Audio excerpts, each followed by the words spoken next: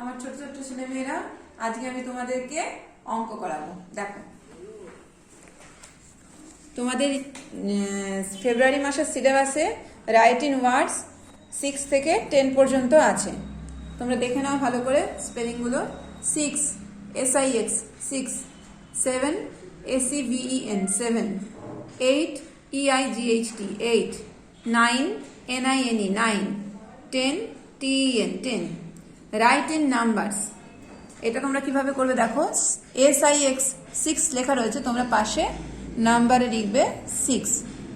ACVEN 7 নাম্বারে লিখবে 7। EIGHT 8, NINE 9, TEN 10।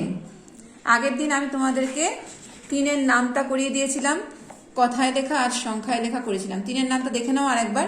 3 1 3, 3 2 6, 3 3 9, 3 4 12, 3 5 15, 3 6 18, 3 7 21, 3 8 24, 3 9 27, 3 10 30।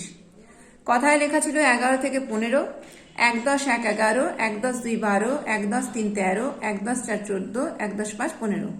সংখ্যায় লেখা এখানে বানান করে লিখে দেওয়া থাকবে, তোমরা শুধু সংখ্যায় এদিকে বসিয়ে দেবে। এবার আমি তোমাদেরকে করাবো বইতে প্রশ্নমালা 5। তোমরা এই যোগগুলো আগেও করেছো, হাতে কর গুনে গুনে করবে। নিচে যে সংখ্যাটা আছে তার পর থেকে ওপরের সংখ্যাটা গুনবে। নিচে আছে 3, ওপরে আছে 1, তাহলে আমরা 1 কোন কর সেটা দেখে নেব। এইটা 1 কর, তাহলে 3-এর পরে 4, এখানে আমরা কত বসাবো? 4। এটা কি করতে হবে? 3-এর থেকে 3 কর পর্যন্ত গুনতে হবে। 3 কর মানে এইখানে, তাহলে 3-এর পর থেকে এই পর্যন্ত গুনবো। 3-এর পরে 4 5 6, 4-এর পর থেকে 2 কর, 2 কর এখানে, তাহলে 4-এর পরে 5 6, 4-এর পর থেকে 3 কর, 4-এর পরে 3 কর এখানে, 4-এর পরে 5 6 7, 3-এর থেকে 2 কর, 3-এর পরে 4 5, 3-এর থেকে 4 কর, 3-এর পরে 4 5 6 7, এটা 4 কর, তাই এই অবধি গুনলাম, কত হলো? 7। 4-এর থেকে 4 কর পর্যন্ত, এটা 4 কর, 4-এর পরে 5 6 7 8, 4-এর পর থেকে 5 কর পর্যন্ত গুনবো। 5 কর কোথায়? এইখানে।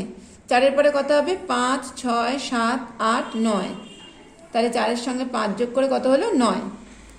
এরপরে করব, তোমরা এইগুলো বইতে করে ফেলবে। এরপর করব প্রশ্নমালা 6।